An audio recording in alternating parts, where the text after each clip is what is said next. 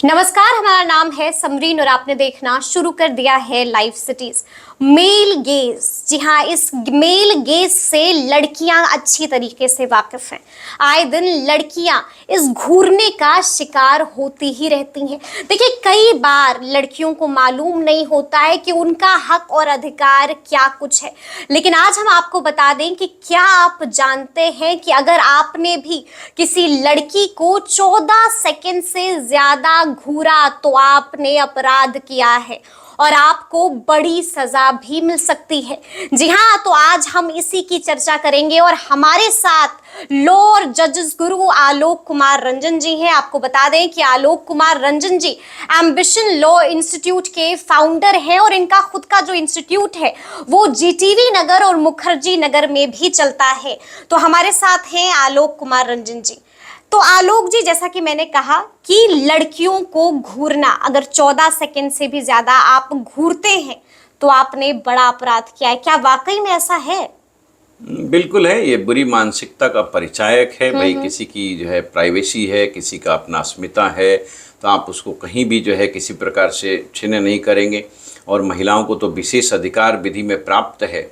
आपको पता होगा, भारतीय दंड संहिता में ऐसी बहुत सारी व्यवस्थाएं हैं जिसमें महिलाओं के प्रति अपराध, महिलाओं के खिलाफ अपराध को दंडनीय बनाया गया। उसमें से एक ये भी है। तो ऐसे अपराधों में आप जानते होंगे, आपने सुना भी होगा कि वर्ष 2013 में इसमें बहुत सारे संशोधन भी हुए और बहुत सारे नई नई धाराएं भी जोड़ी गई है।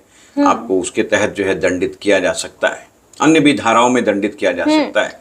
तो जैसे कि आपने कहा कि दंडित किया जा सकता है, पनिशमेंट मिल सकती है आपको, तो क्या कुछ हो? क्योंकि देखिए, लोगों की एक मानसिकता है, जब तक आप उन्हें ये नहीं बताइएगा कि सजा क्या होगी तब तक वो बाज नहीं आएंगे। तो हम ये जानना चाहेंगे आपसे कि अगर ऐसा कोई करते हुए पकड़ा गया, कंप्लेन हो गई, लड़की ने हिम्मत दिखा दी, पहुंच गई थाने, तो लड़के पर क्या हो सकता है? देखिए, भारतीय दंड संहिता में 294 नाम की एक धारा है जिसमें कहा गया है कि इसके लिए जो है 3 महीने की सजा हो सकती है। ऑब्सीन एक्ट, सॉन्ग्स, इस तरह की कोई चीज होती है, सजा। हाँ, तो हो सकती है। और सजा में जनरली हम अधिकतम सजा लिखते हैं, न्यूनतम सजा नहीं लिखी होती। तो जज पर निर्भर करता है को कितना सजा देगा। लेकिन एक मापदंड बनाया गया है दंड संहिता में, एक अधिकतम सजा का प्रावधान है, कहीं कहीं न्यूनतम सजा का भी प्रावधान है। लेकिन मैं आपको बताना चाहूंगा कि ये धारा 294 एक धारा है जिसमें ये व्यवस्था बनाई गई है। और खास करके आपको पता हो कि यदि आपने किसी भी प्रकार से महिला को गलत इशारा किया या आपने अश्लील उस प्रकार के और भी कृत्य किए, तो 509 भी धारा है एक आईपीसी में जिसमें आपको ज्यादा दंड दिया जा सकता है। अच्छा। और साथ साथ 354 भी एक धारा है जिसमें outraging the modesty of women की व्यवस्था है कि आप महिला के अस्मिता को किसी प्रकार से भंग न करें, नहीं तो आपको 354 में भी लाया जाएगा। और फिर 354 में और भी जो है ABCD इस प्रकार के अपराध हैं जिसमें आपको दंडित किया जाएगा। तो मतलब एक छोटा 14 सेकंड तक घूरा तो फिर आप सोच लीजिए कि आप पर धाराएं पे धाराएं पर धाराएं लग सकती हैं और बुरा फंस सकते हैं आप। अच्छा, ठीक है, जैसा कि आपने ये कहा कि धाराएं लग सकती हैं, बुरा फंस सकते हैं, कोई जुर्माना भी लगेगा? क्योंकि आपने बताया कि 3 साल तक की तो सजा है ही, तो कोई जुर्माने का भी प्रावधान है? जनरली जो भारतीय दंड संहिता है उसमें जनरली जो भी दंड है उसमें लिखा हुआ है कि भाई आपको पनिशमेंट देंगे। तो एक तो पनिशमेंट हो गया जिसमें आपको इम्प्रिजनमेंट दिया जाता है, आप जेल भेजे जाते हैं और आपको जेल में बंद रखा जाता है। उसके अलावा उसमें ये भी लिखा होता है जनरली कि जुर्माना भी लगाया जा सकता है। और कहीं कहीं ये भी व्यवस्था है कि आपको इम्प्रिजनमेंट भी दिया जा सकता है और साथ में जुर्माना भी लगाया जा सकता है। अच्छा, तो वो कब हो सकता है? मतलब कितना सीरियस होगा ये ऑफेंस, तो फिर आप पे मतलब जुर्माना भी लगेगा और आपको जेल भी होगी? बिल्कुल, जेल भी होगी और जुर्माना भी लगेगा। अब देखिए, बहुत सारे अपराधों में जो महिला के खिलाफ होता है, जैसा आपने सुना होगा एक एसिड अटैक भी होता है। बिल्कुल, हाँ। तो उसमें तो लॉ ने बिल्कुल स्पष्ट व्यवस्था बना दी कि महिला को जो चिकित्सा में खर्च आएगा और जो उसकी और भी जो नुकसान होगा उसकी भरपाई करने के लिए एक राशि दी जाएगी जो महिला को प्राप्त होगा। तो इस प्रकार का भी जुर्माना आजकल शुरू हो गया जिसमें जुर्माना भी है और एक प्रकार से कहीं ना कहीं हर्जाना भी है, कंपनसेशन भी है। तो महिला को कंपनसेशन भी मिलेगा क्योंकि आप सोचिए उस महिला के बारे में। बिल्कुल बिल्कुल, एक फिल्म आई थी, छपाक आई थी, हम सबने देखा भी है। और बजाबते जो दर्द दिखाया है उस महिला की और जो हिम्मत दिखाई है, मतलब वो बहुत ही बेहतरीन फिल्म थी। तो जाहिर सी बात है कि बहुत आए दिन इस तरह के वाकया हम भी सुनते रहते हैं।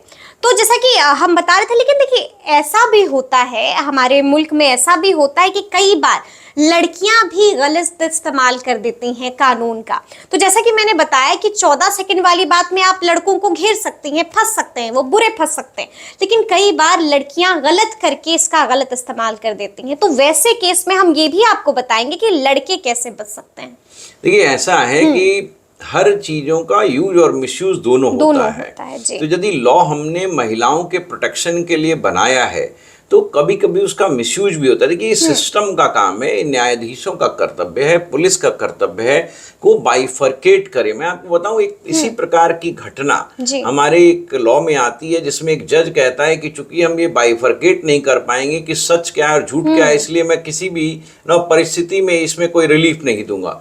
तो उसकी बड़ी भर्त्सना हुई थी कि एक न्यायाधीश और एक पुलिस वाले का कर्तव्य होता है कि वो बाइफरकेट करे कि सच क्या है और झूठ क्या है। तो यदि महिला किसी गलत प्रकार से इसका उपयोग करती है तो ये हमारी न्याय व्यवस्था का कर्तव्य होगा, इस सिस्टम का एक ड्यूटी होगा को इस बात को पता करे कि क्या ये महिला सही है या महिला गलत है। उसके लिए भी बहुत सारे उपाय किए जा सकते हैं। इन्वेस्टिगेशन होता है, उसमें इंक्वायरी होती है, उसमें जांच पड़ताल होती है, उसमें साक्ष्य मांगे जाते हैं, उसमें विटनेस मांगे जाते हैं। और जब न्यायालय को इन चीज़ों का कोई नहीं मिलेगा पुख्ता सबूत तो न्यायालय बिल्कुल स्पष्ट है कि इसमें जो है महिला को कोई रिलीफ नहीं देगा। और मैं आपको ये भी बता दूं कि यदि आप किसी पर झूठा आरोप लगाते हैं, झूठा केस करते हैं, तो आप पर उल्टा केस भी हो सकता है। उल्टा केस हो सकता है आप बिल्कुल पर, ऐसी व्यवस्था आपके आईपीसी में यानी भारतीय दंड संहिता में धारा 211 में दी गई है, जिसमें यह भी कहा गया है कि किसी प्रकार से झूठे रूप से आप FIR करेंगे, न सिर्फ उस व्यक्ति पर बल्कि पुलिस वाले पे भी ऐसी व्यवस्था हो सकती है। इस प्रकार का जो है अपराध लगाया जा सकता है, इस प्रकार का आरोप लगाया जा सकता है और दंड दिया जा सकता है। तो बिल्कुल सोच समझ के लॉ आपके प्रोटेक्शन के लिए बनाया गया है, लॉ आपके मिसयूज के लिए नहीं बनाया गया है। बिल्कुल। देखिए जैसे कि हम महिला की हुकूक की बात करते हैं, महिलाओं के हक की बात करते हैं, तो हमने और भी बहुत कुछ सुना है। जैसे कि आपसे हम जानेंगे, आपसे हम पूछेंगे, क्योंकि सवाल कई हैं हमारे पास। तो ये भी क्या ऐसे है महिलाओं को जो हम एडवांटेज देने की बात करते हैं तो कानून देता है महिलाओं को, तो ऐसा भी हमने सुना है कि अगर शाम हो गई और कोई महिला ने अपराध किया है तो आप उसको शाम के वक्त अरेस्ट नहीं कर सकते हैं, आप उसको जो है थाने नहीं ले जा सकते हैं, आप उससे पूछताछ नहीं कर सकते हैं। क्या कुछ ऐसा भी है प्रावधान? मैं आपको बताऊं, CRPC यानी जिसको कि हम दंड प्रक्रिया संहिता कहते हैं, उसमें धारा 46 है, जिस धारा में इस प्रकार की व्यवस्था है कि यदि महिला अपराधी है तो उसको सूर्यास्त के बाद और सूर्योदय के पहले अरेस्ट न किया जाए, और यदि आवश्यकता और अगर हो, वो भाग गई, वुमेन पुलिस ऑफिसर भाग गई, तो उस परिस्थिति में आप अरेस्ट करेंगे, बट जनरल व्यवस्था का अरेस्ट नहीं करेंगे, और करेंगे तो वुमेन पुलिस ऑफिसर उसको करेगी। और जहां तक आपने पूछा तो उससे पूछताछ करने के लिए, तो उसको पूछताछ करने के लिए भी आप पुलिस थाने में नहीं बुलाएंगे बल्कि उनके पास जाएंगे और पूछताछ वुमेन पुलिस ऑफिसर या वुमेन ऑफिसर करेगी।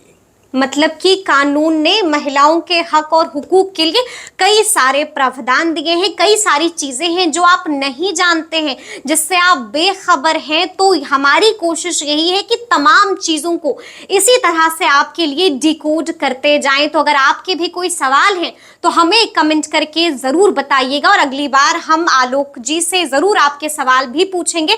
तो इस तरह के तमाम अपडेट्स के लिए ऐसे ही हमारे साथ बने रहिएगा और देखते रहिएगा लाइव सिटी। शुक्रिया।